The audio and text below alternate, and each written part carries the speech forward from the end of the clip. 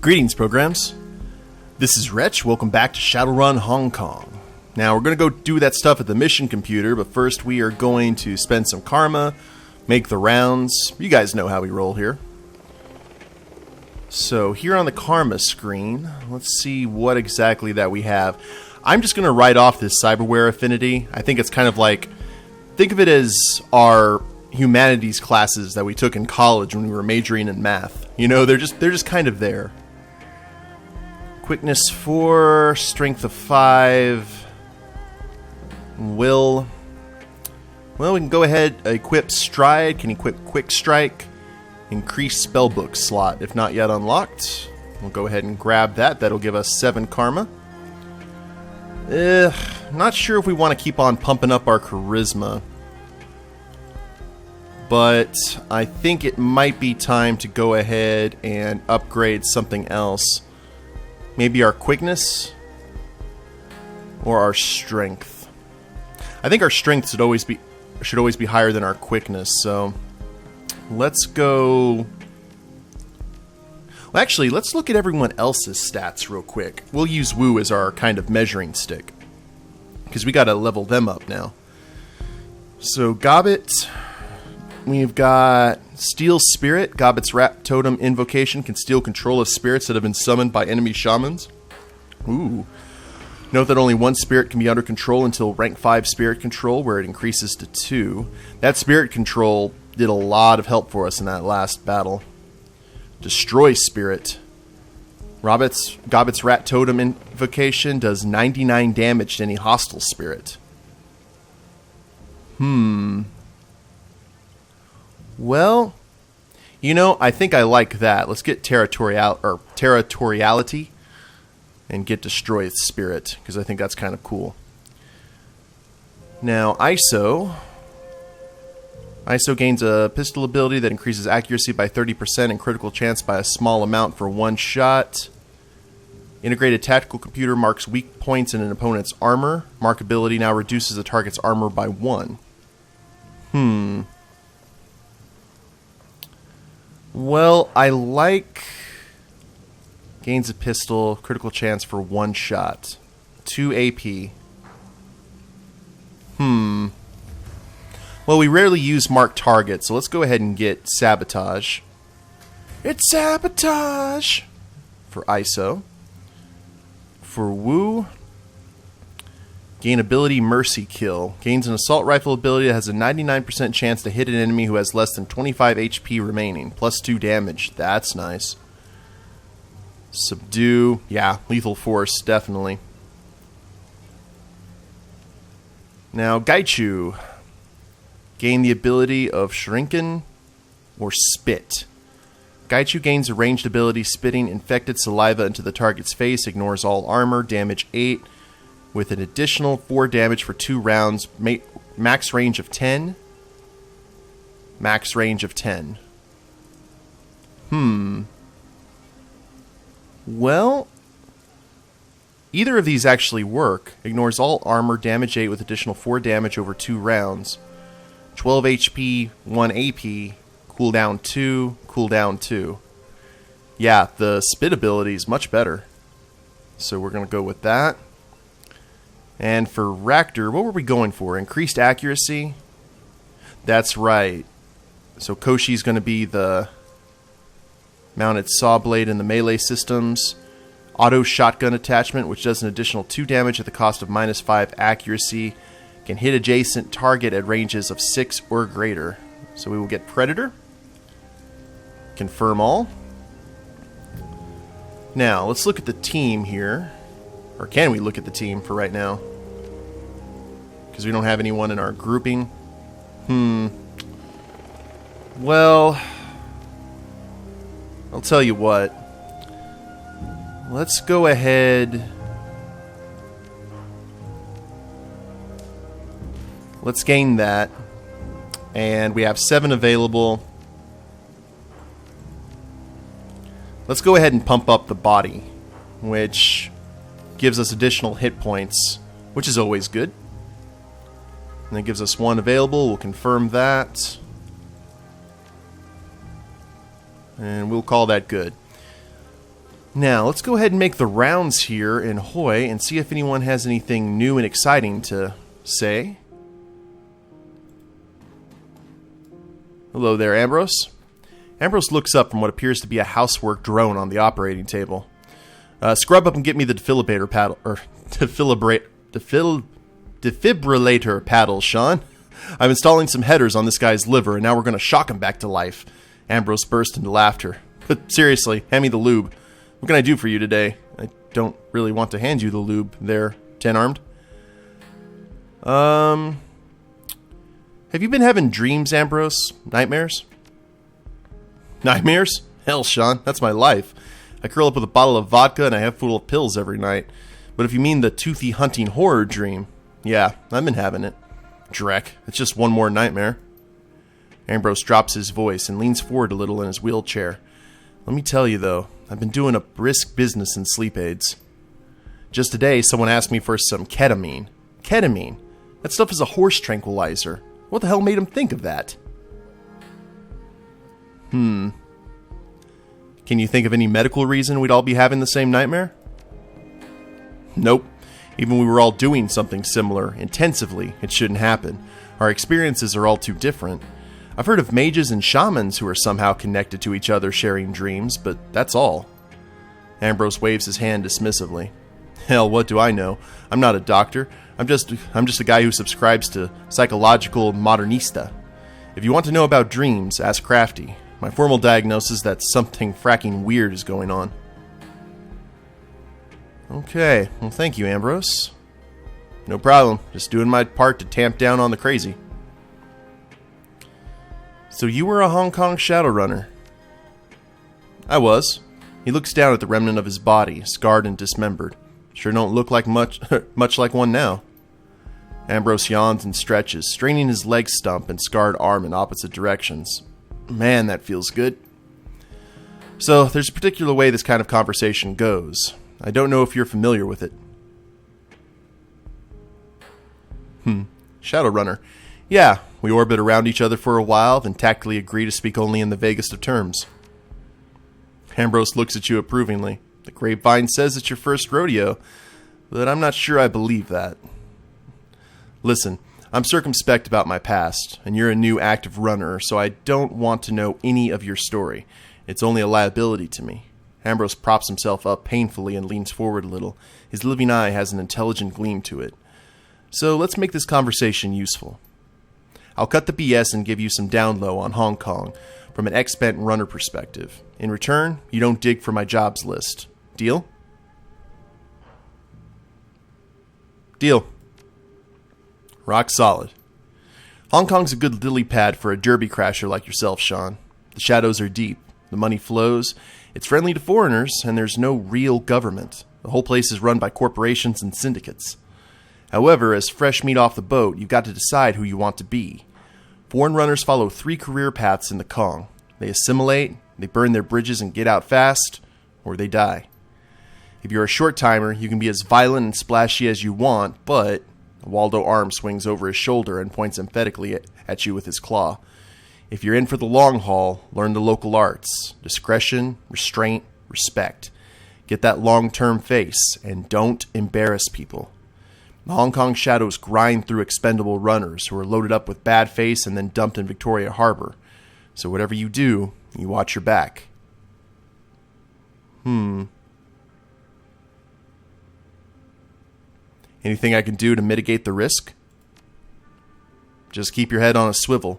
If you're only planning to be here for a couple of months and then vanish, cash in big. But if you want a life here, you gotta play by the rules. The other thing to remember is that Hong Kong is a really complex place. It's one of the great global cities with enclaves of every major megacorp. It's a syndicate town, it's a refugee magnet, and it's a Guangdong. At some level, anything goes here, but Ambrose takes a deep breath and continues in a tone of low appreciation. When in doubt, assume that old Hong Kong tradition rules. I say that as a loudmouth bastard. Be polite. Be modest, honor favors, maintain face, give respect, and always treat people's time as valuable. You seem pretty into this, Ambrose. Hong Kong fascinates me.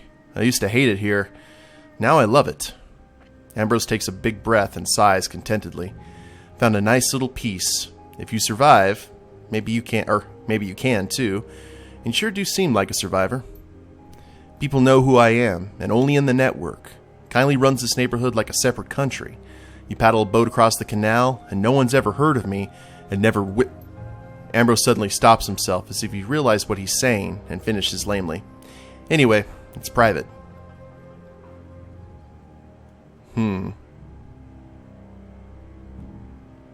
Understood. Good. Well, that's my wisdom. Ambrose breaks into a chuckle. Wait, what am I saying? My wisdom is you can never be too low profile, too lawyered up, or too well armed. Well, you're pretty banged up. Why haven't you installed some bionic limbs? Ambrose taps his temple with one of his only remaining fingers. Because I'm already chromed to the gills. I don't look it, but I've got a full suite. Quad jacks, no-soft, radio, skill wire, tactical computer, whole bunch of rigger wear. He lifts his dirty t-shirt, revealing a pair of tubes emerging from his side, running down into the wheelchair. Check it out, I've got an artificial liver in my chair. I want to keep my last essence. I've come to like my humanity. I don't want to turn into one of the walking dead. Yeah, and saving your last essence makes sense. Glad you think so. Ambrose scratches himself ostentatiously with a robotic arm. Listen, I like talking about my chrome more than the next guy, but not right now. Besides, it's kind of a personal subject. You looking for something today?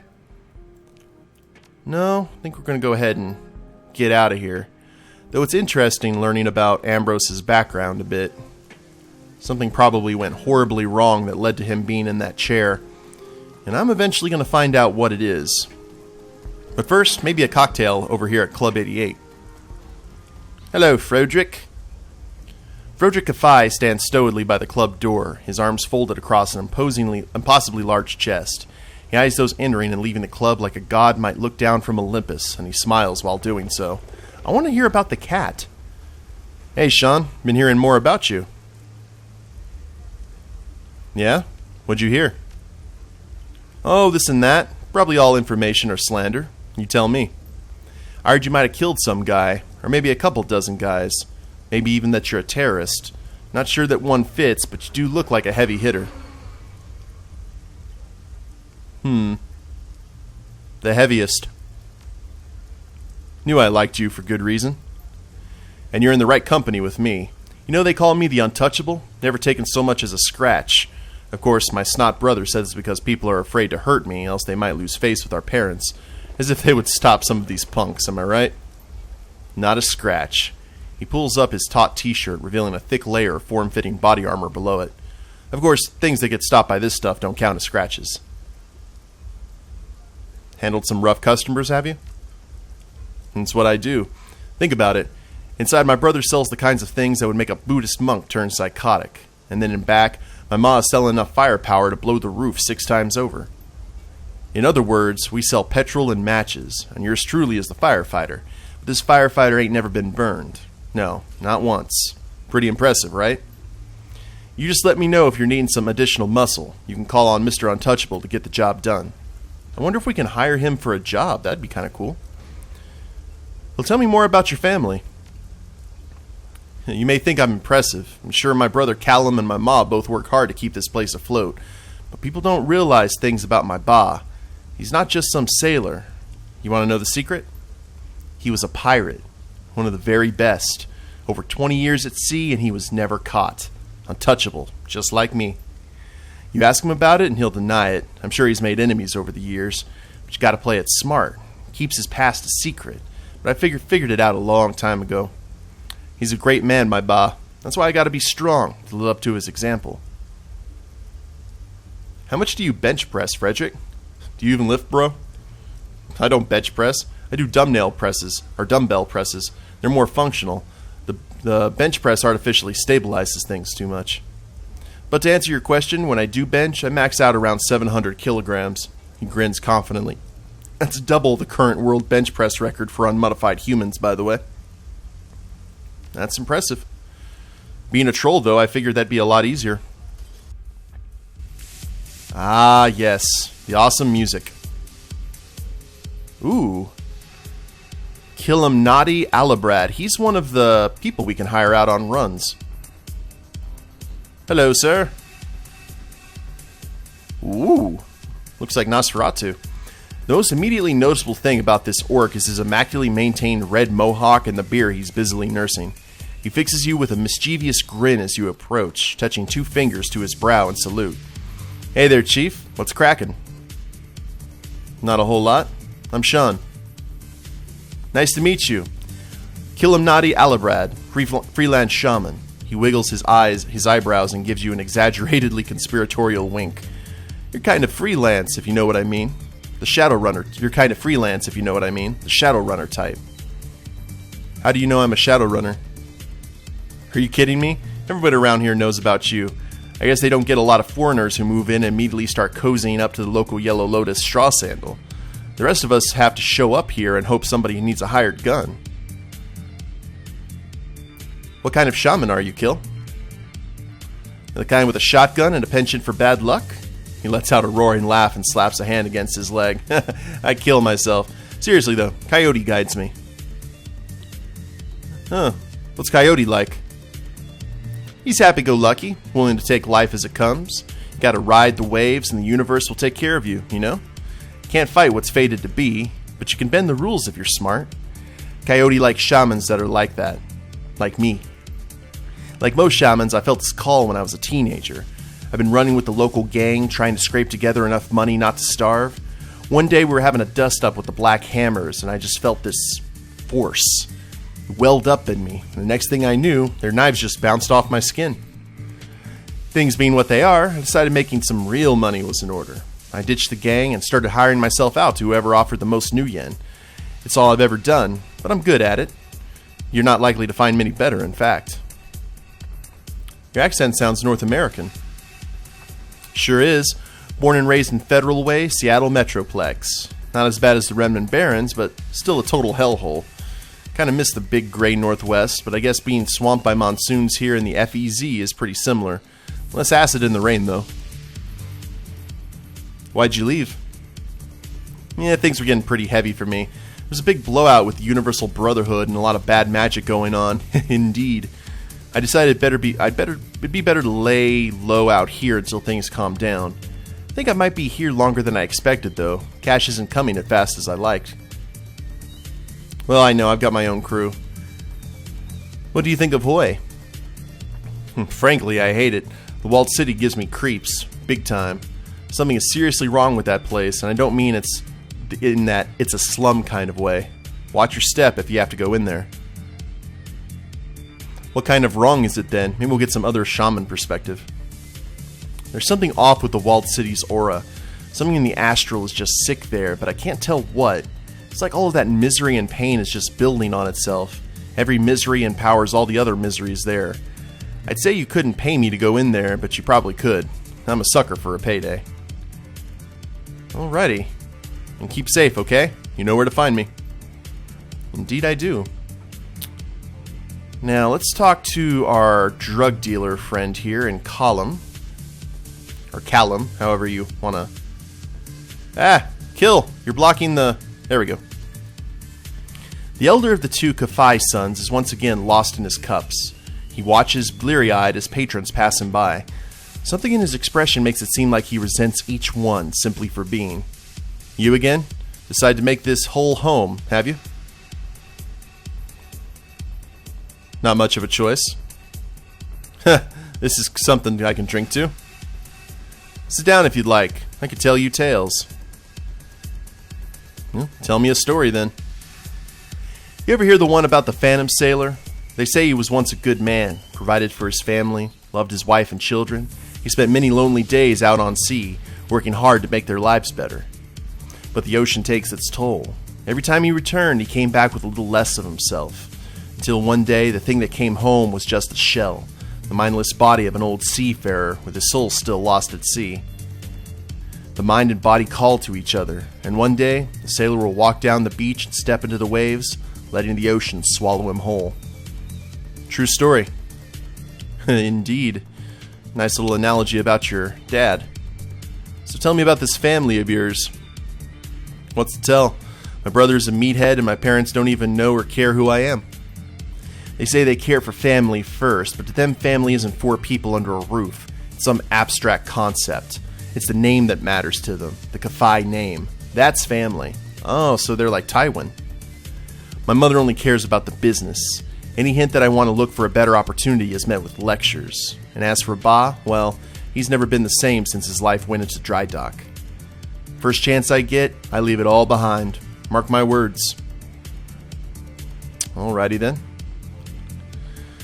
So let's talk to Henry here, the old salt. Henry Ka Fai putters about in the back of the club like a great hulking ghost. Despite his size, he goes largely unnoticed by the club's clientele. It is as if they all have a blind spot in which he's happy to reside. Why do you insist on chatting like this? Am I bothering you? I can leave. No, it's just unusual. Most people leave me be. They don't know me, except maybe by name. They certainly don't know what I do here, so they have no cause to speak with me. Some of us prefer the anonymity. Well, I don't know that I prefer it. But I've gotten used to being the forgotten one in this place. Ermin and Callum are the faces of our business. Freddy is the face of our law, so to speak. I'm no good unless I'm out on the water.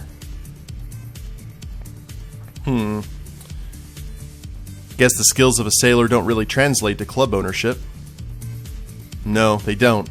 I want to be a good provider, but I just don't know how to contribute anymore. I think about my own father. He was a fisherman, long before me. For 40 years, he went out early in the morning and returned late at night. He put food on the table in a very literal sense. He did that without complaint every week until the day he died. That's providing. That's being a good husband and father as far as I'm concerned. My father wouldn't have lasted a day in this life of mine. The world's just move on from what he knew and what I knew. I miss those simpler times. Got any good stories from your days at sea? Stories?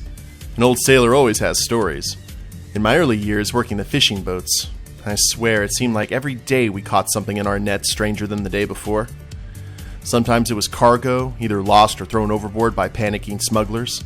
Sometimes it was bits of ships wrecked by those super typhoons they say the geomancers cause. We'd haul up the occasional body. Figure some of them were refugees, either from the mainland after the Civil War, or the Philippines after that whole mess. Human trafficking, pirates, lots of bodies in these waters. But more and more we pull up bizarre sea creatures. Not sure if they were mutants or some kind of awakened critters. Small ones we always threw back as soon as we caught them. If you don't know what something is, best to assume it sprays acid or lays eggs in your brain. That's a very smart rule. The big ones. He shakes his head in disbelief. A lot of times we had to cut loose the net. Nets cost a fortune, but when the whole boat shudders and you see 3-meter spines or tentacles or something break the surface, you know it's not worth saving the net. Those were good times, though. Simpler times. It got more complicated as I got older, and as the seas got ever more fished out. It's even more complicated now that I'm stuck on dry land. So I wonder what the end game's going to be with these guys. What's the mission, you know?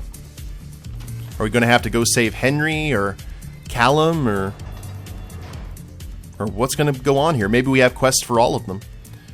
Ermine haggles with a dwarf over the price of a customized shotgun, sealing the deal with the offer of a size-appropriate bandolier. The dwarf leaves happy, and Ermine slots another black market cred stick into her stash. Welcome back, Shan. How can I help you? Business good? Business is booming, as always. People like easy solutions, and they'll pay good money for them. Guns are one way, booze and drugs another. That's why we sell what we sell. My son Callum doesn't understand this. He thinks he would be happier as some corporate drone. But I've been there, and I can say for certain that it's just a longer path to where we are now. It all ends with drinking, or sometimes killing. At least we're direct about it. And what's the problem with Callum? There's no problem, so long as he remembers his place is here. There are too many ideas in that boy's head, too much ambition, and ambition like that never leads to a good end. He should be happy with what we've built for him. He's the eldest, and so very smart. One day he'll take control of the club and all his businesses, but he feels trapped here. He wants to be free. The irony is that his idea of freedom is to work for a corporation. I know from experience there's nothing further from the truth. They don't call you wage slaves without good reason. But here, we have true freedom. We make our own way. I wish he realized this. I try to make him understand, but it only seems to drive him further away. I worry that if I try too hard, I'll lose him to his ambitions. So how'd you end up selling guns out of here? Back when my husband worked for Wu Jing, he had a little side operation, smuggling weapons right under the corporation's nose. Strictly small time and barely worth the risk, but it brought in a little extra money, which we desperately needed. But Henry was never very good at brokering the deals. He hated that part of the business, didn't care to haggle, always leaving money on the table. We fought about it often, and one day he told me to handle it if I cared so much, so I did. As it turned out, I was better at it, much better. I had worked in the business world before the boys were born. I knew how these things must be done, so I began to make all the deals. I secured the product, I found the buyers. In time, we didn't even need Henry to babysit the shipments. Our influence had grown so strong, and now we run everything safely from dry land. Alrighty. Well, things seem to be very interesting here. We've got the son right here who seems happy what he does. We've got the son who's discontent. We have the father who is obsessed with older times, and the ironclad lady. So they're pretty much the troll version of the Lannisters. Let's talk to Law real quick before we are done. Whoa, hello. Glaring Orc. Why for you glare? A diminutive female orc regards you with a sharp, challenging look. The fierceness of her expression contrasts starkly with her sweet, rounded face and neat bob. She flexes her cyber fists. She fires off a rapid-fire reproach in a thick Filipino accent. Why are you staring like that? Didn't anyone teach you manners? She plants her fist on her leather-clad hips and just juts her chin out at you. Relax. Didn't mean to stare. She gives you an unwavering sidelong gaze. You're a stranger on my turf. I expect people to be civil to one another. No offense intended. If you insist, sure, I apologize. She blinks and her jaw unclenches. It's alright. I can tell you're a newcomer. I just feel a little protective of my part of town. The orc looks up and down. Finally, with a gruff nod, she introduces herself. I'm Rosario Ignacio, or to the members of my community, Cherry Pink. I specialize in transport missions and nanny services, and I occasionally Shadowrun for walking around money. I can also fry up a mean batch of lumpia, but you can't have any unless I like you. Cherry Pink seems like an odd choice for a street name. She glowers at you. It's a bona fide Filipino nickname. Unless you want a mouthful of fist, you'll show it respect. Wow, she's a little firecracker, isn't she? You said that you make a great lumpia. What's that exactly? Hope I'm saying that correctly. Maybe lumpia. Filipino spring rolls. Crispy and delicious and full of pork, or whatever pork-flavored substitute is on the sale. It's important to be frugal. It's suddenly become very important to me that you like me. The corner of her mouth twitches upward. She gives you a sidelong glance. Well, then you must earn it. Everybody wants to be my friend because everybody wants lumpia. Only a handful deserve it. You said that you're a nanny? She nods enthusiastically. Look around you. See these Shadowrunners and dealers of contraband and Johnsons? There's a fair number who have kids, though they wouldn't shout it from the rooftop. It's usually too dangerous to keep family close. That's where I come in. Why was that capitalized?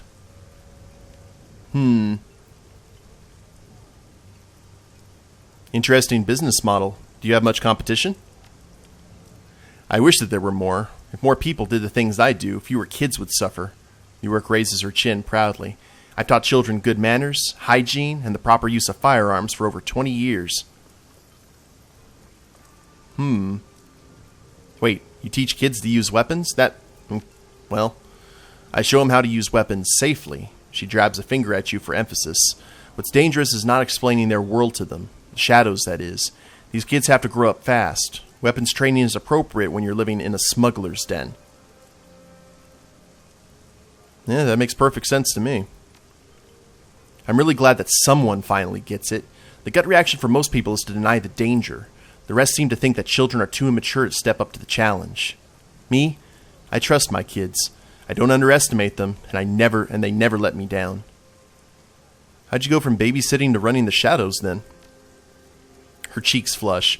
Well, I used to take care of the children of a Wujing bigwig up in the Peak.